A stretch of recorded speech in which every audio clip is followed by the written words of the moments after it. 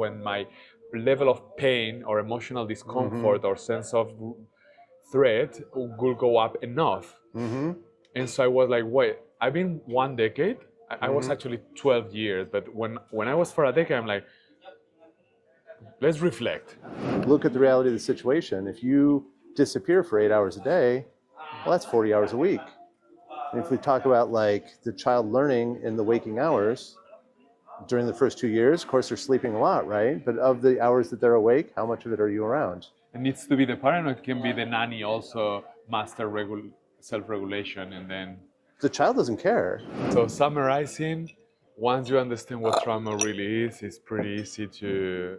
Pretty easy. I mean, it's Straightforward. quite straightforward to solve it, and you don't need to even believe in spirituality. You can, but you don't need to in order to be efficient. And it can be prevented. And the ideal is to do it with the newborns in the first 2 years to create secure attachment. And for that, the parents need to be in their A game, because if not, the kids are going to absorb everything and they are going to be fucked up, and then they are going to need us to help them. And we want to be out of business because this problem is solved. Exactly, because it's all the little things get absorbed by the child brain. I mean, that's happening throughout our lives, of course, but it's like when the brain is empty, that's when it lands the most. Because it's also really high uncertainty, I think. I'm in theory land here, but like it's really high uncertainty and probably high adrenaline, maybe. And those increase retention. Right. Yeah. The stronger the emotion, the more deeper it's ingrained. Right. And adrenaline seems to soften neuroplasticity or increase whatever, however we say that. But adrenaline seems to alter the way, enhance the speed at which the neurons rewire. So basically, when we're amped out on adrenaline, we're learning faster. That makes sense. I read this book, How to Become a Superhuman or a Superhero, something like that, by a guy really focused on flow state. And he said that by far, scientifically, the area of human performance where we have like do like this in terms of upgrading, it's been in high adrenaline, high risk sports. Like when the athletes are actually risking their life literally. They are making leaps that are crazy, like people climbing crazy stuff without ropes, or skiing or snowboarding in places that the chances of dying are so high. You need to either your A+ game or you are dead. And it seems like how quickly that's improving, it's insane, while everything else is more gradual. And that makes sense with the... But also you look at those people, I mean, like Mark from the free climbed El Cap, I think his name's Mark. It's just like it seems to have a consequence. Like to push yourself to that level and to be on that edge where you've kind of like normalized that level of threat, which of course humans have been doing that as long as we've been around. Oh, hey, let's go fight a lion. Let's go punch a bison with a spear, right? I mean, we've been doing that for a long time. But it seems to be that like when you're at that level of threat, and when you come, and war zones, when you come down, when you come back to kind of this place that most, so easy to integrate. Yeah, most of us are operating. It's not. There's a piece that's missing, or. Yeah, I guess there is a way to optimize how much adrenaline exposure you have, so it's really regenerative and sustainable instead of or what seems to be in biology and psychology both, it seems to be like phases, chapters, whatever. It's just like, here's a period where I'm going to intentionally step into this state of heightened arousal or challenge or risk or whatever, and then I return.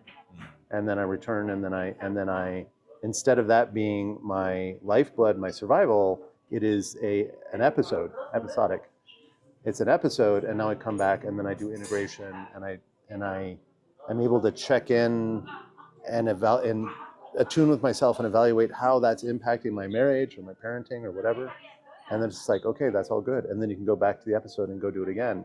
And I think that is actually the balance or key or whatever that I think is probably optimal. I haven't really thought about that, but yeah, that seems to, in my opinion, based on what I know, that seems to be the optimal path. Is you have to do these episodic challenges.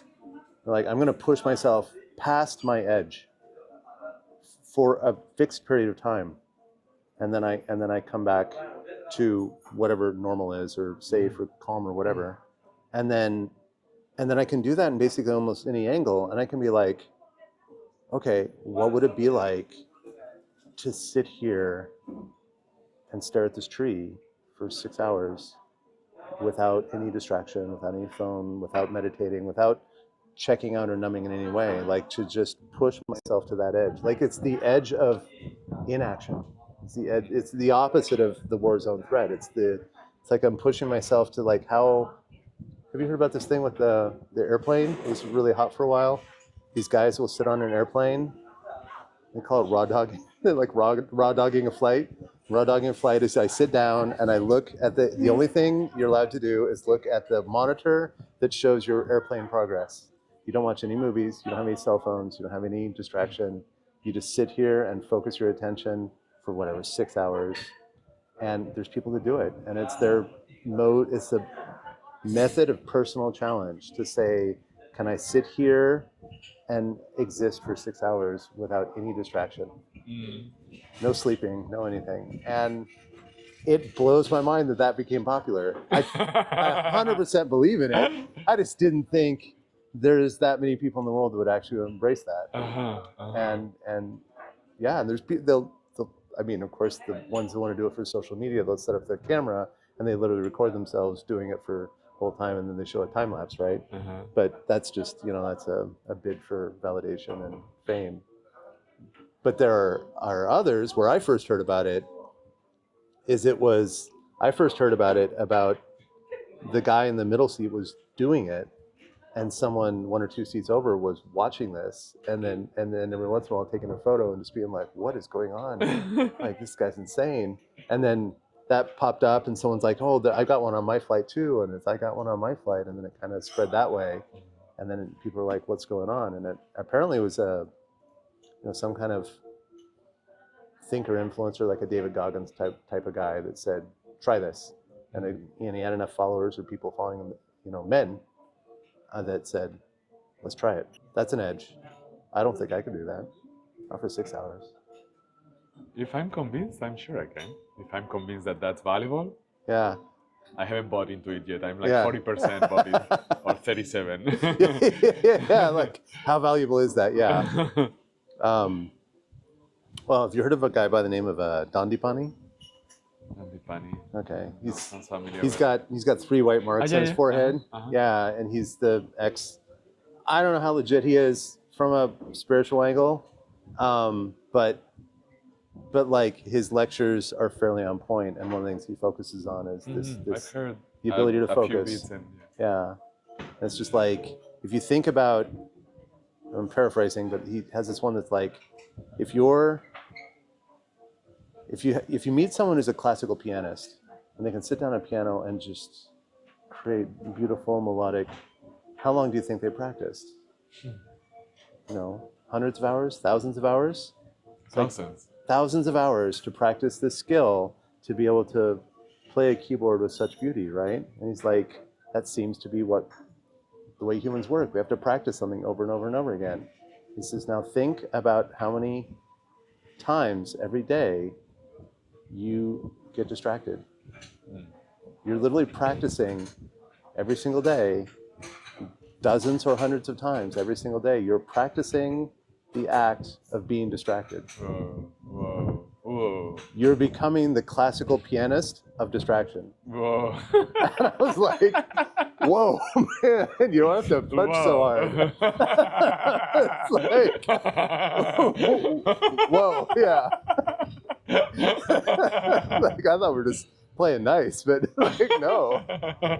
Yeah, that was a good one. I love how sometimes a metaphor can have such an eye-opening effect that Yeah. it gives you so much value in an instant. Exactly. Yeah, that was, again, you see him sitting there, he's doing all the spiritual stuff and face paint and everything. I'm just like, I don't know what that's all about.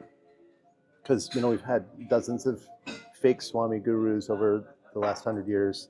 Could easily be one of those, but then he dropped that bomb, and I was just like, okay, who knows about the rest of it, but that is 100% legit. Yeah. So, yeah, I respect him. But it's a focus thing, and he talks about how he's got a lot of different ways of describing it, but blue light balls or something. But it's the principle. It's like, how well are you at focusing on one thing? And most people are not. Yeah. Going back to trauma for a moment, but connecting it with this, I think so I've been a monk of a practice of meditation for over a decade. Okay. So in a way, I've practiced thousands of hours to be focused. Yeah. I don't know how good I got at it, but I guess better than the average. Hopefully. Hopefully. Or I want my money back.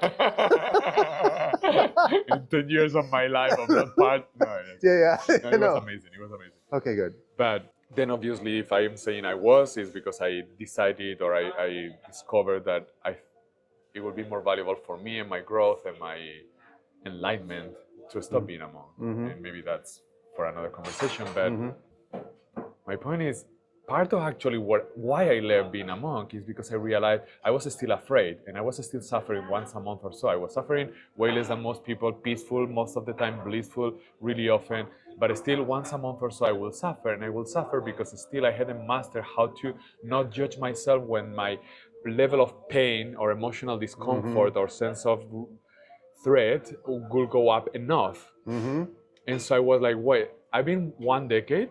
I was actually 12 years, but when I was for a decade, I'm like, let's reflect.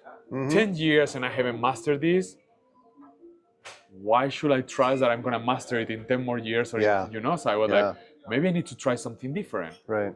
And in that moment that lasted like a few minutes, I was going to record a video. I was in a forest recording a video to teach people how to be more enlightened, more fulfilled. And then I started crying in front of the camera, being like, what the fuck? Am I really teaching others if I know behind the camera that I still suffer once a month and I've been a fucking monk for a fucking decade? Who else I can, call to action, be a monk for 20 years and you'll get it, instead of, Right. Instead of call to action, journal for 3 minutes, And so in that moment, I realized, wait a moment, the reason why I still don't feel free enough to be myself fully, no matter what happens, is because I'm afraid. That there was this moment of, like light bulb, literally. Wow, it's just fear. And I hadn't fully clicked, but I was like, wow, if it really is fear, then I only need to conquer fear, and then I'll be free. Now, for me, how is that connected to trauma is because what I've discovered in the last few years since I stopped being a monk and exploring this on myself and with the people I have the honor to support in their own path is really fear is a mechanism of my psyche, of the ego, of the mind, to protect me from experiencing again that level of pain.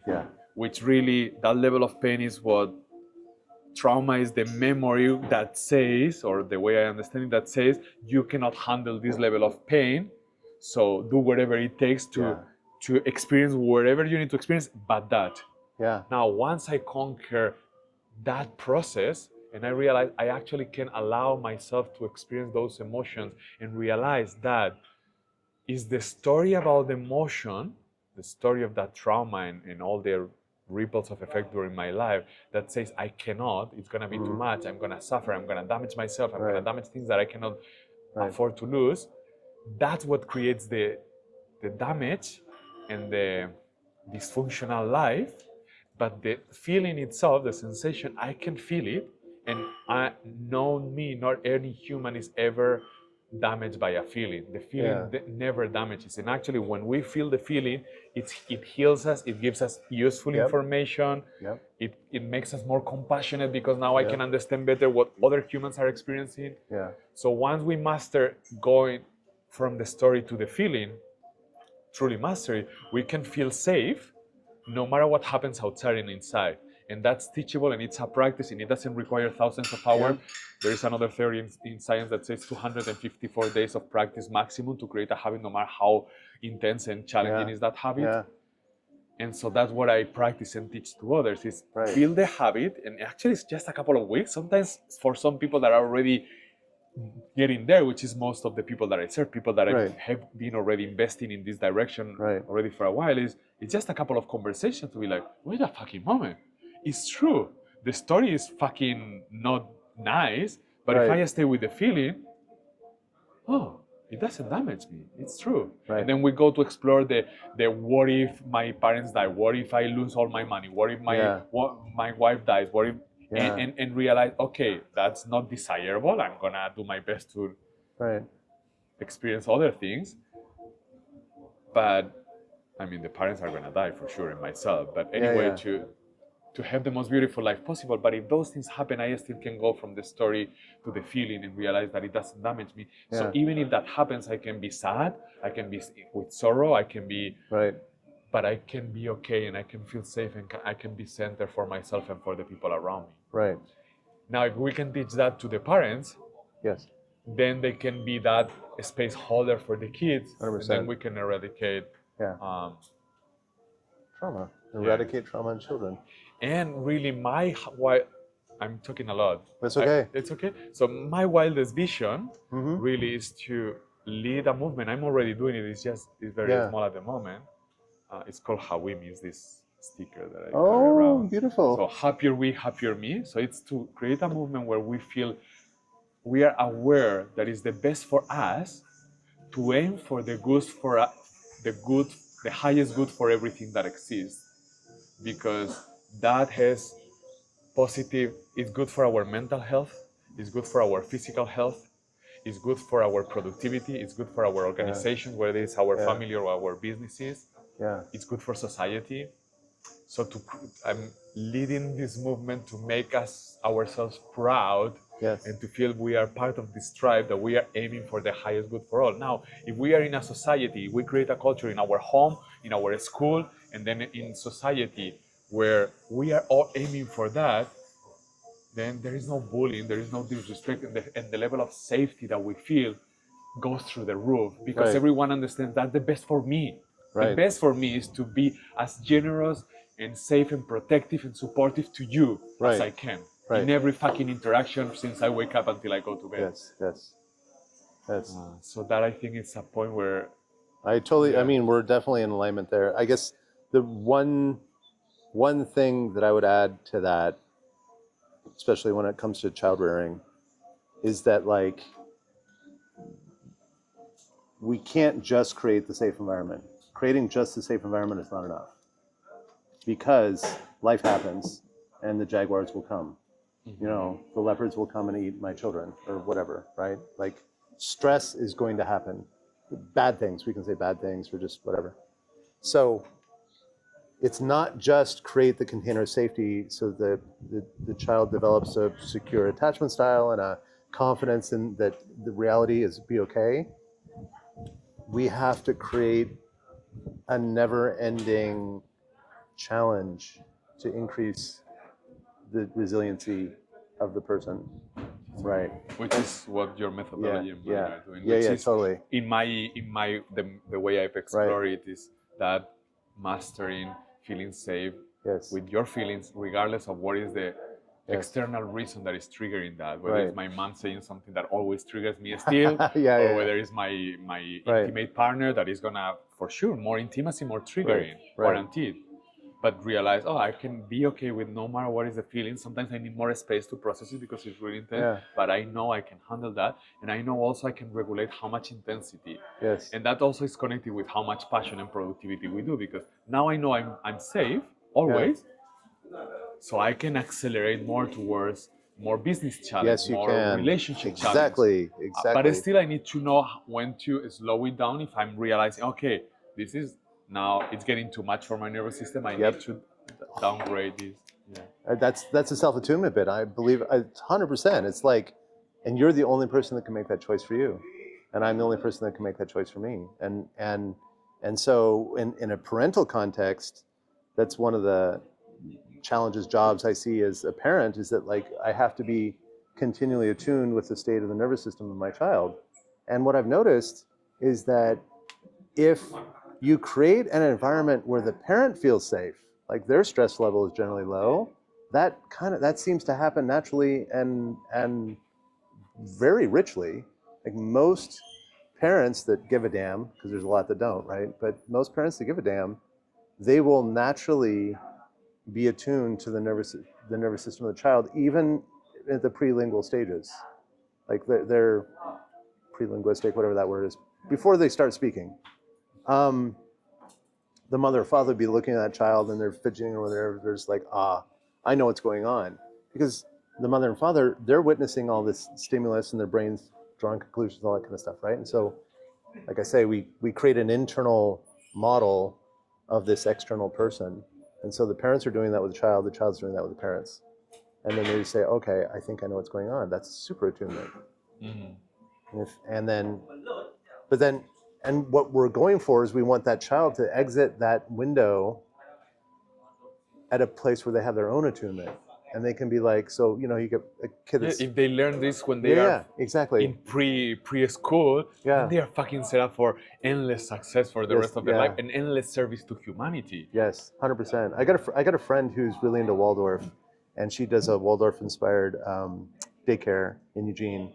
And she's got a son, I think it's her oldest kid, and I've seen him do it, like at, I don't know, he was maybe 8 at the time or something, where it's just like, stuff is happening, and it's like he has that thing where he kind of tunes out just a second to tune in with himself. Boom. And then when he comes back, he's just like, yeah, I'm feeling stressed right now, and this is really stressful, and I'm not sure what to do about it.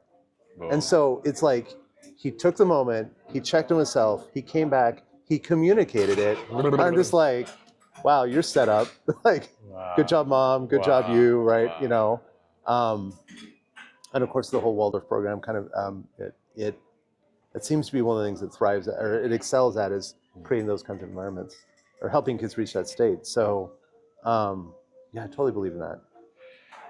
A couple of things that come. Yeah. One is, it's true that attunement between parents, and I've seen it. I'm not a parent yet. I will. And I'm excited about it. I'm already preparing and getting stuff about parenting, and I'm super excited. At the same time, I realized, but because I have mastered myself, I have mastered feeling safe no matter what happens. Right. And being able to attune to be like for more and be more passionate and enthusiastic and electric. Yeah. But also, okay, now I need to slow down.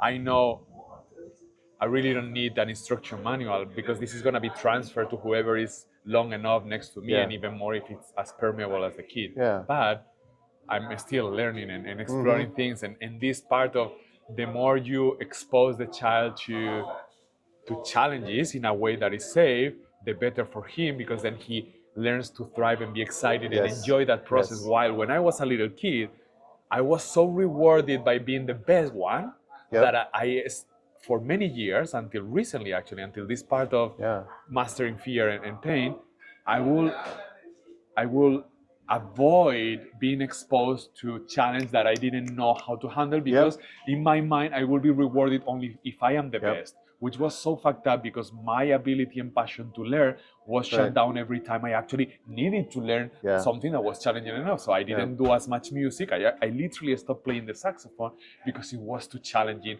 for my mind trained to be like, I only want to get the best Yeah, if I can't be grade, first the chair, best blah, score, blah, yeah, you know? yeah. Or I will shut down maybe with girls because I will be like, I don't understand you, so Right. I'm gonna postpone this for another moment. Right. And drawing, when my teacher say your painting is not the best, I stop painting it. Oh And my all God, these yeah. things, you know, or poetry. Oh my God, yeah. I was good at it, like fucking everyone is good at being creative when we are not limited. Right. But then as soon as I didn't got a you are the best, I stopped doing it. Yeah. And now I'm fucking enjoying so much precisely the challenging. Yeah. Anyway, that's about my excitement about teaching my kids. But the other thing that came when you were speaking is, so even if there is this attunement between parents and kids, also what I've observed is that the parents are insanely triggered by their kids. Yeah.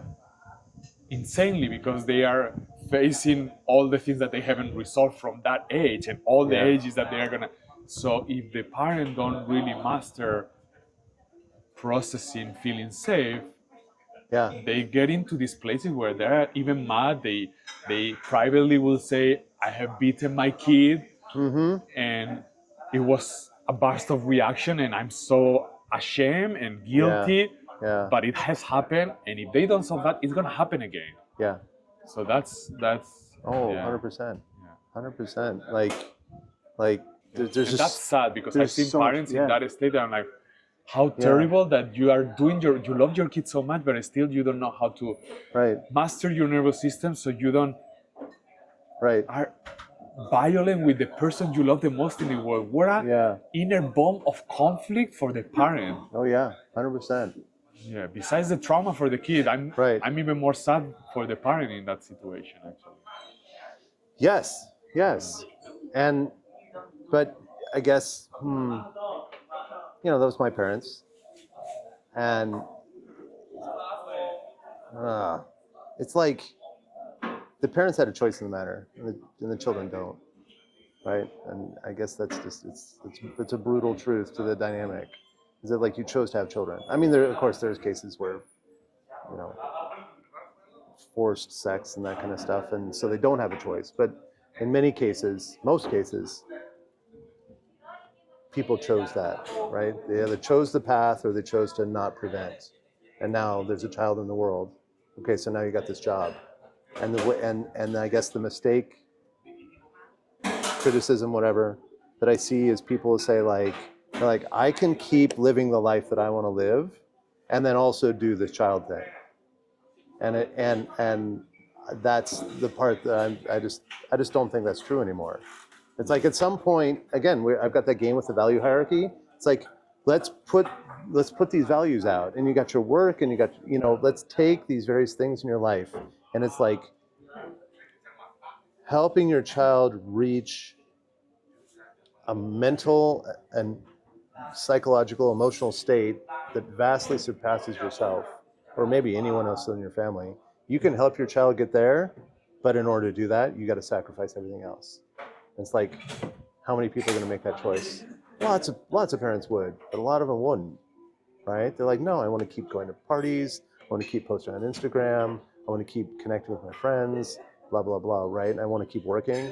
And it's just, and that's kind of and of course, and now we got all this weird crap about like,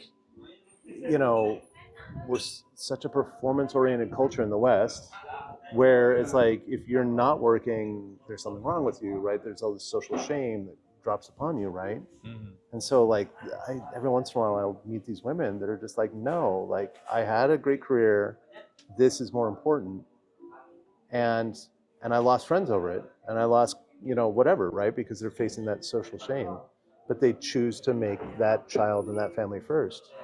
I went decades without understanding that. Now I do, and it was like, hooray for you. Like, you're the future. Like, it's the parents that make that choice. They're the ones that are going to steward us into a better world. And you got 3 years. The way I see it, you got 3 years. You got 3 years where nothing else exceeds this responsibility.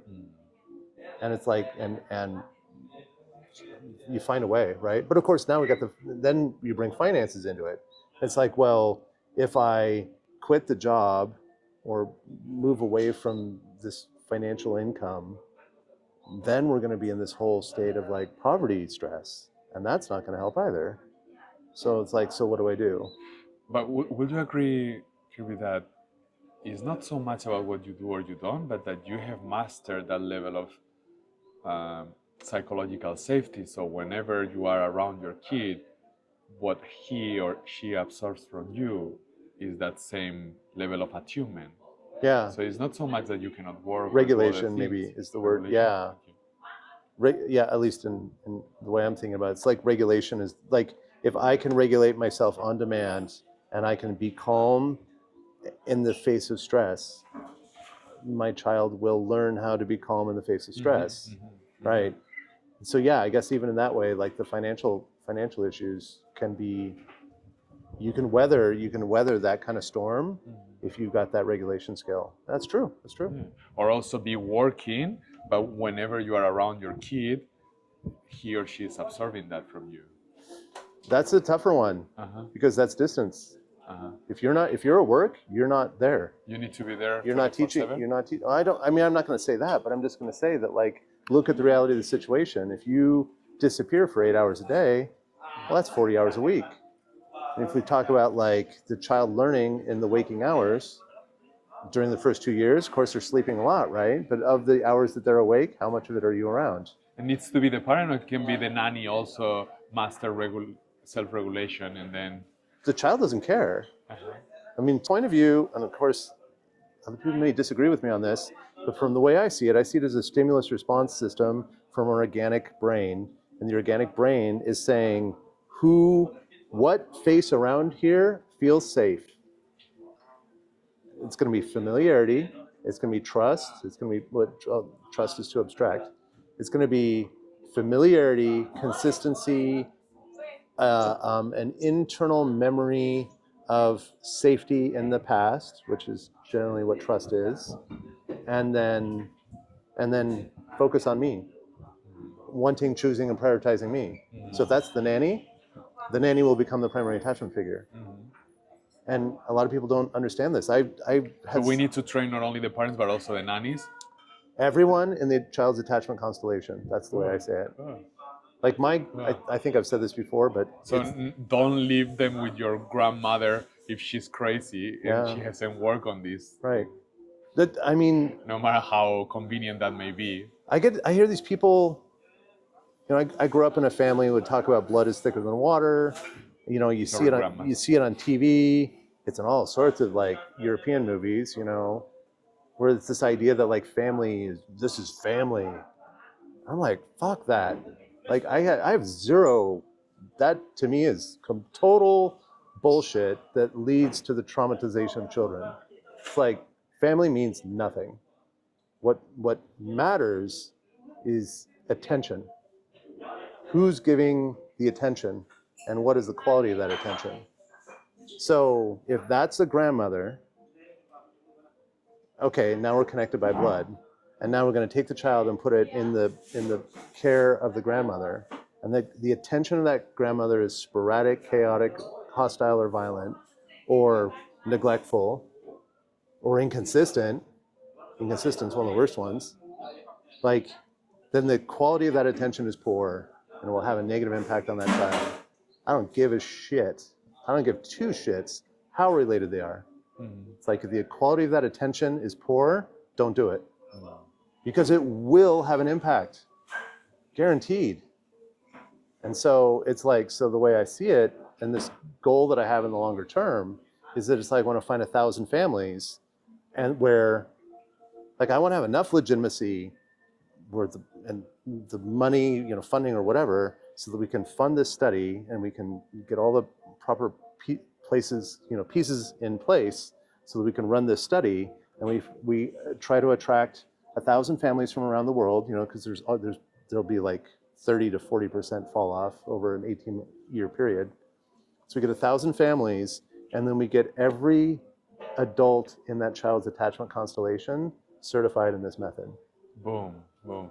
I have a foundation that has money to give micro scholarships for people willing to empower themselves. We are focusing extreme poverty situations. So if we find a match in that, I'm super excited. Actually, it was part of my notes preparing this. Okay, wow, I didn't know that. So so basically, we'll be give them this training online so Yeah. they can do it anywhere in the world, I guess. Yeah, But yeah. I guess we can That's sort out something details. that's shaping in the future, right? I don't have the online training program. I don't have the entire method codified yet, et cetera. That's one of the things I want to work on. But We can create it. We Yeah. can create it. I have one, but we can create one together that is specifically for this. Oh, if I you love want. it. I love that idea. And then my other idea. So Hawimi has many parts. It has like a brand of clothing, so we all see each other, Yeah. and that you need to sign a contract in order to wear this. So, and the contract is every time I'm wearing this, I'm aiming to do only what I feel is the highest good for all. Okay. Or there is a crypto project attached to it, and there is other things. But the way forward that we are focusing on right now, it's speaking to share this message in a way like right now. But then also, one is this charity. So we are giving money for people to empower themselves while they need that money in extreme poverty situation. There is 750 million around each people in the world in extreme poverty, and with just $1 trillion, we can solve that. At least in the numbers, but it is pretty. Actually, it's less. Actually, if it's just specific. And then Hawimi Circles, which will be this frame that more and more collectives are using of sharing in a way that is vulnerable and safe, again with this intention of creating a culture where we are all aiming for the highest good of all, so it's as safe as it can be. And so with the training in these circles, everyone can be involved and create that collective culture and trust, and at the same time they being trained to be able to self-regulate themselves. Yeah. So anyway, I'm super willing and happy to talk more and create something that feels completely right. Absolutely. But this, and I want to hear about super exciting. I want to hear more about the foundation, because like I personally support 2 women in extreme poverty, and they got no help, no family, no nothing, and it's just like I'm it. And so I give away a significant amount of my money to keep them eating, and it's strange how much stress that causes. I mean, not to me. I mean, whatever, financial stress, yeah. But like I've been lucky, and I try to take my luck or my blessings and share. But it's like what's been interesting is that when people find out about that, they comes with all these boatloads of assumptions. It's just like, oh, here's a guy and he's giving money to women. There's something, right? And it's just like, I would have thought you'd be thankful that I'm being such a generous human being and making sure that families don't starve. But it's like, but all this weird stuff comes in. It's just like, wow. Yeah. Anyway, one of them's here down in Denpasar, and the other one's in Kenya, and so I definitely want to talk about that more in the future. But this idea, returning back, this idea that it's like we run this longitudinal study for 18, 20 years, and where it's like if we can get every adult in the child's attachment constellation to understand what's at stake, what's going on, and they sign on and they say, yes, I believe in this, and I'm going to do my work ahead of time. The child's on the way. We will probably have a child in a year, and then mom, dad, future mom, dad, grandparents, aunts, uncles, siblings, whatever, they all kind of come in, and we do these, we'll kind of create like a group format where everyone, and then a fundamental part of it is that bit about like, how have you challenged yourself today? How have you pushed yourself to the edge? What fear have you faced today, and what was it like for you? And when it was hard or difficult or maybe too much, how did you process that? Did you numb out? Did you turn to someone? Is this family unit that you're in? This is another reason why I BS on the family stuff. You can be living in a house with someone, and it's five individuals all spinning around in their own lives, and there's like zero vulnerability when they come together. It's just like, is that a family? It's like, and we bring a baby into that? What's the baby going to learn? Baby's going to learn, don't be vulnerable. I'm sitting here, and I am I will become a father. I'm almost sure. Like, I really want to, and why not? Right. So I think it's going to happen within the next couple of years. And my experience of being sitting here is like, um, this is my preparation, like I already had so much preparation because I done the work on myself. But what you just said about for the first 3 years, no one who is around my kid it's gonna be unless he or she is regulated, and that's it's my work as a guardian, as a responsible for him or she or whatever, them, to make sure that's the reality. That's so clear and makes me have such a clear mission and make me have such a clear responsibility and start to strategize how I'm gonna do that. And for sure, like if my grandma is still alive, hopefully they can see it. They will need to understand this and at least be clear.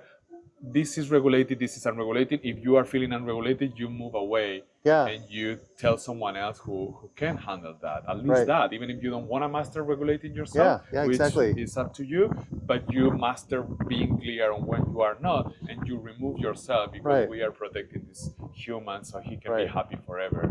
And then with the people that actually want to do the work, that we can support each other to be master regulation. Wow. Thank you.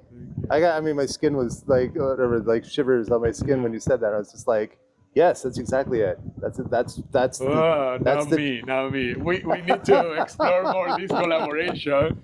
And what if we aim for this? I guess first 100 family will be already amazing, but then 1,000. And what if we aim to?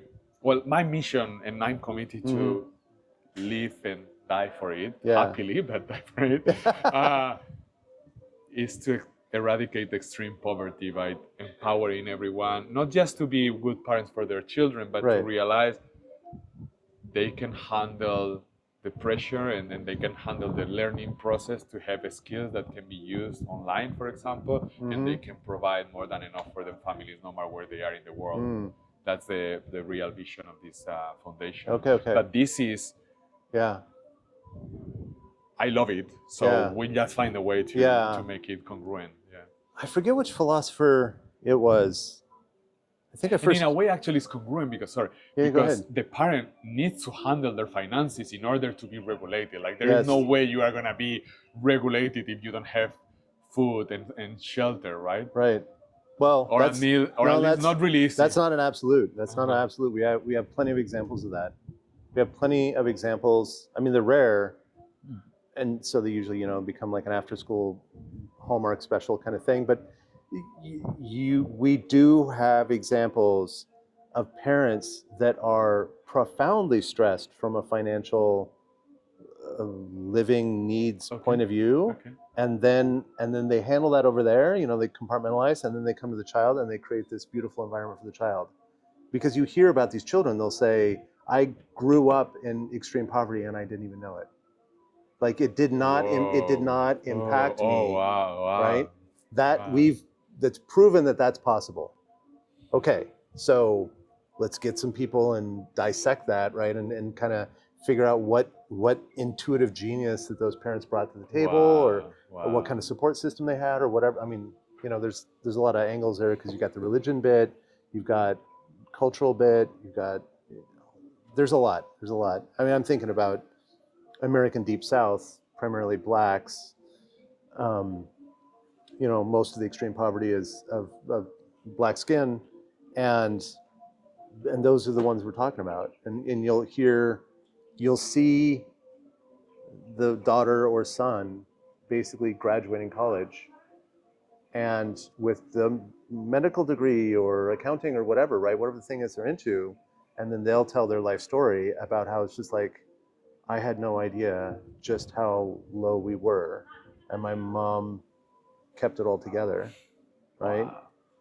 Now, ideal situation. I mean, there's a lot to investigate there, but all I'm saying is that like it's not necessarily a one-to-one relationship of low poverty means such extreme stress that the parent cannot manage. But it will help. And also the skill of regulating yourself and how do you Yes. call it? Tuning up, turn up the volume. Okay, that helps to be able to face the challenges of making money 100%. and actually enjoy the process and have no Right. limit and realize you have no limit and actually it's $2.5 per day. What less than that, what is considered extreme poverty. So it's less than $100 a month. Yes. Okay. So creating that amount of money just requires learning a couple of marketing skills and offering that to anyone in the world just with your phone. Okay. And even more nowadays with AI, like it's actually in less than a year, anyone who is willing to go through this program, it's quite likely that they are going to know how to generate not to 100, but at least a couple hundred, and therefore be able to provide at least that minimum, and then of course keep going to more prosperity. But go beyond that. Wow, that's great. Okay. Yeah, because there's a lot of like people in the poverty space, and their mindset, their mind has already been trained about what is the pathway out, and the pathway out is like, oh, I have to find this kind of job in this kind of office, and we're earning this kind of money, and blah blah blah blah. And if you work around you where there is also extreme poverty, the likelihood to change that quickly. But if you can work anywhere in the world and you can tap into that mentality, I mean, it's still an exploration. That it needs a process. That's fantastic. Well, and I totally agree. I just heard some guy talking. Must have been on TikTok or something, and I don't even know who he is. Obviously, other people did. He's had some kind of fame to him. He's sitting in an interview kind of situation, but he had kind of that Elon Musk almost quality, in the sense that like he's in this interview, but he's not trying to sell himself.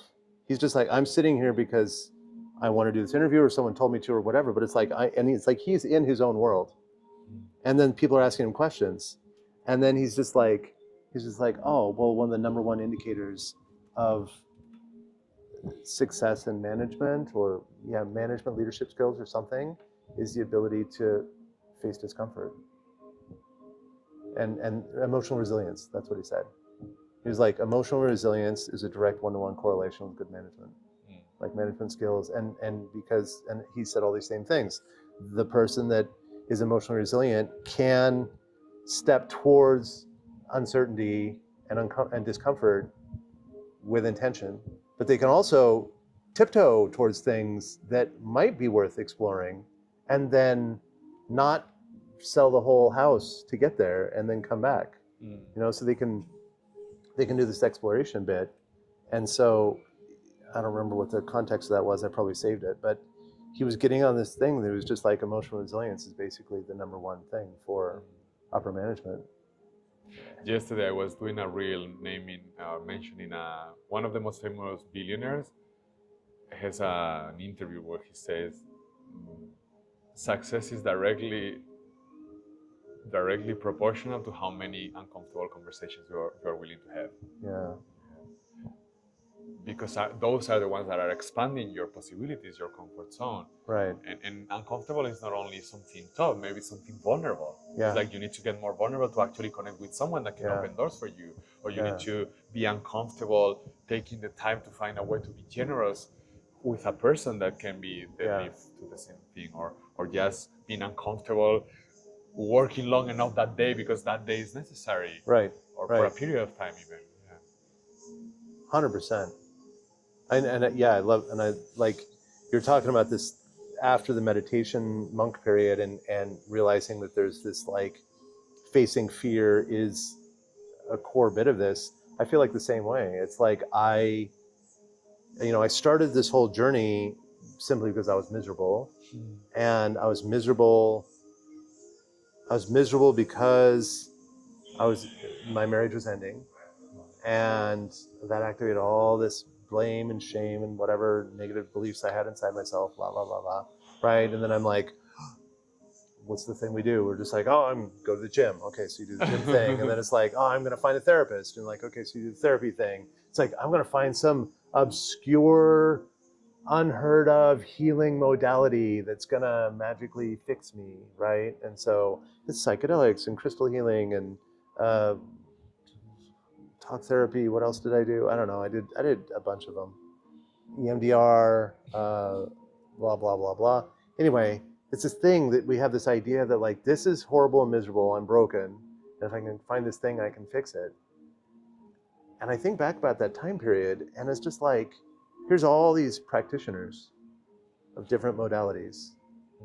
In a lot of ways, they were encouraging the loop, because they're encouraging the loop and like, here, come, I will give you this modality and it will hopefully help you or fix you or whatever.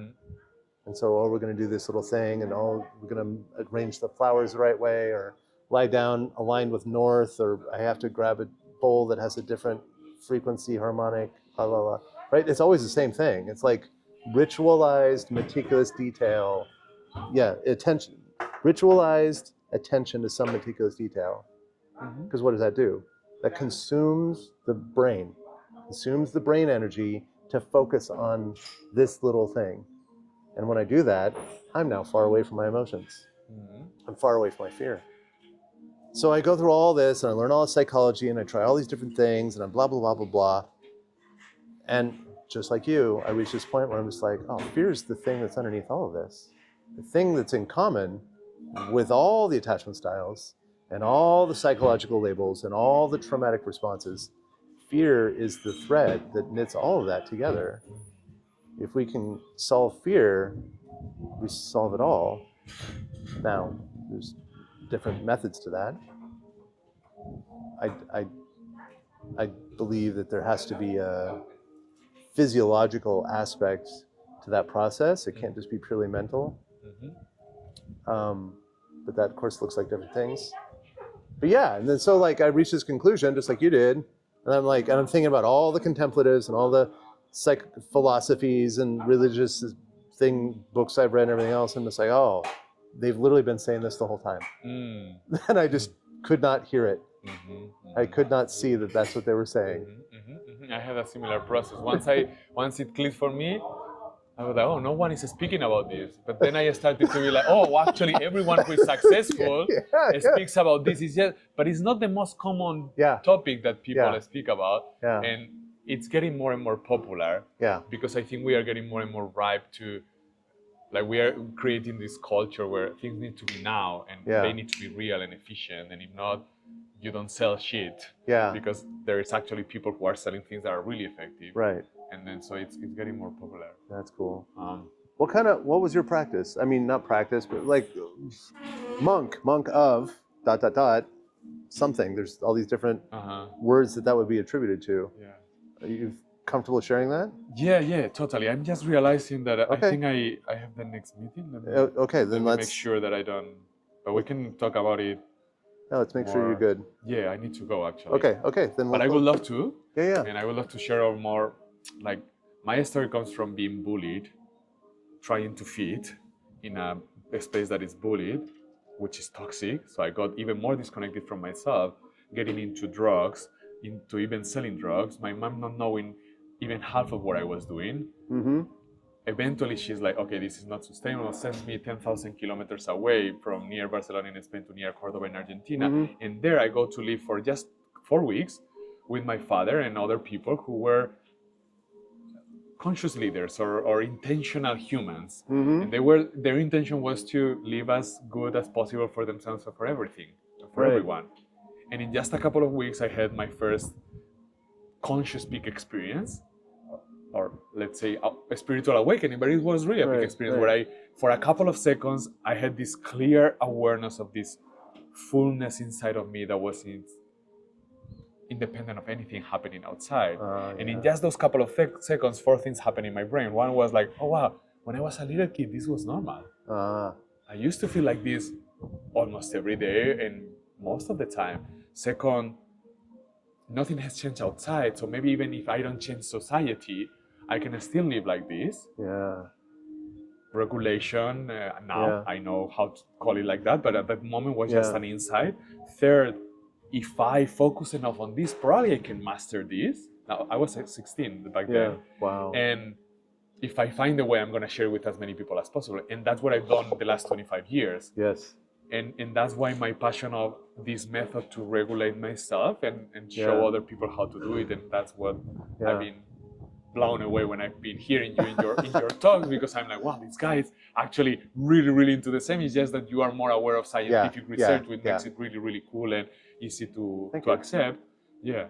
And then this movement of creating a culture in families and companies and organizations in the world, ultimately, where we are always aiming for the highest good of all, comes from that, because that was the landscape, the culture that helped me have that experience, that then I took the responsibility to bring that to everywhere in my life and to share it with the world. But it was being surrounded by those people that were pretty masterful or significantly more masterful than my regular toxic environment where I was bullied.